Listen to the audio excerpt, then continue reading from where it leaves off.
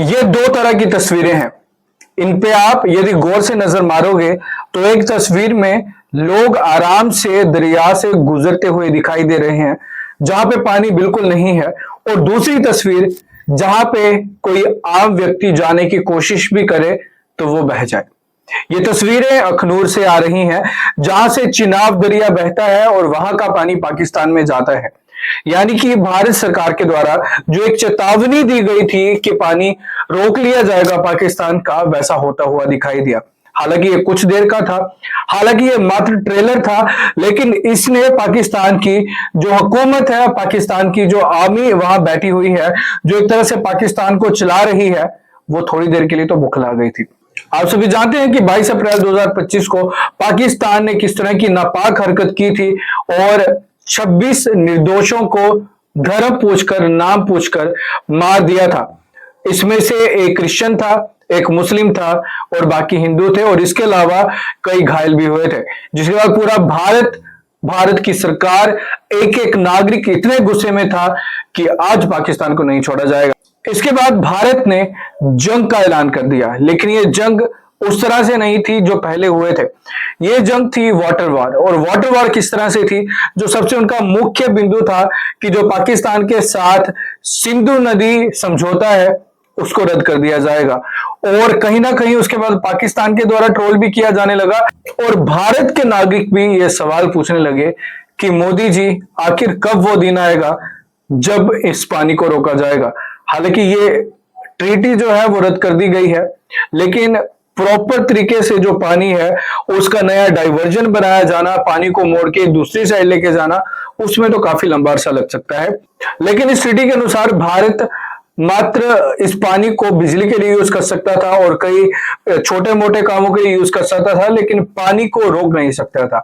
लेकिन जो नापाक हरकत इनके द्वारा की गई है, तो ऐसे में भारत का ये एक सिर्फ ट्रेलर था जो कि पाकिस्तान को दिखाया, और जिसके बाद पूरी पाकिस्तान की जो सरकार थी और जो पाकिस्तान को चला रहे हैं वो कुछ समय के लिए तो बुखलाते हुए दिखाई दिए।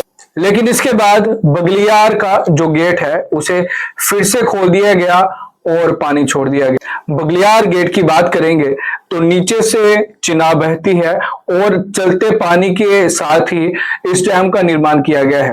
तो भारत जब चाहे गेट को खोल सकता है और जब चाहे बंद कर सकता है। लेकिन सोचने वाली बात यह है कि एक डैम के पास पानी छोड़ने की और रोकने की कितनी कैपेसिटी होती है, क्योंकि एक लेवल होता है, उस लेवल से ज्यादा रोका जाए तो अपने ही एरिया में खतरा आ सकता है। तो उसी हिसाब से कुछ समय के लिए इसे रोका गया और उसके बाद इसे छोड़ दिया गया। लेकिन पाकिस्तान कहीं ना कहीं इसके बाद परेशान होता हुआ दिखाई दिया। ये सिर्फ एक टेम्पररी था, लेकिन इसी तरह से जब परमानेंट सोल्यूशन बना दिए जाएंगे तो उसके बाद पाकिस्तान का क्या होने वाला है ये पाकिस्तानी ही जान सकते हैं। कुछ दिन पहले प्रधानमंत्री मोदी के साथ जम्मू कश्मीर के सीएम उमर अब्दुल्ला ने भी मुलाकात की थी, और मुलाकात में प्रधानमंत्री मोदी से ये कहा था कि ये जो इंडस वाटर ट्रीटी है कहीं ना कहीं जम्मू कश्मीर को नुकसान पहुंचा रहा है। इसके साथ जम्मू कश्मीर में एक और बांध है जो है कृष्ण गंगा बांध, जो कि कश्मीर के सोपोर में है, और सूत्रों के हवाले से हमें यह पता चला है कि कुछ समय के लिए वहां का पानी भी रोक दिया जाएगा, जिससे पाकिस्तान कहीं ना कहीं परेशान होता हुआ दिख सकता है। और जब रोका जाएगा और एकदम से ज्यादा प्रेशर में छोड़ा जाएगा तो पाकिस्तान में बाढ़ भी आ सकती है। तो कंक्लूजन यही निकलता है कि भारत के पास जो बांध बना दिए गए हैं उसकी इतनी पार है कि वो जब चाहे पाकिस्तान को सूखा भी मार सकता है और जब चाहे पानी हद से ज्यादा छोड़कर वहां पे बाढ़ तक भी ला सकता है। बाकी आने वाले समय में क्या होगा, किस तरह से पानी का नया डाइवर्जन बनाया जाएगा और किस तरह से जो पानी पाकिस्तान से होता हुआ जो अरेबिक सी में जा रहा है, तो क्या उस पानी के लिए उस तरह की व्यवस्था बनाई जाएगी कि पानी को मोड़ा जाए और बैक साइड से ले जाके और उस पानी को बंगाल की खाड़ी में बहा दिया जाए। किस तरह का निर्माण होगा, किस तरह का सिस्टम किया जाएगा, ये आने वाले समय में ही पता चलेगा। लेकिन भारत सरकार के द्वारा ये जो स्टेप लिया गया है इस पर आपकी क्या राय है, कमेंट सेक्शन पर जरूर बताएं।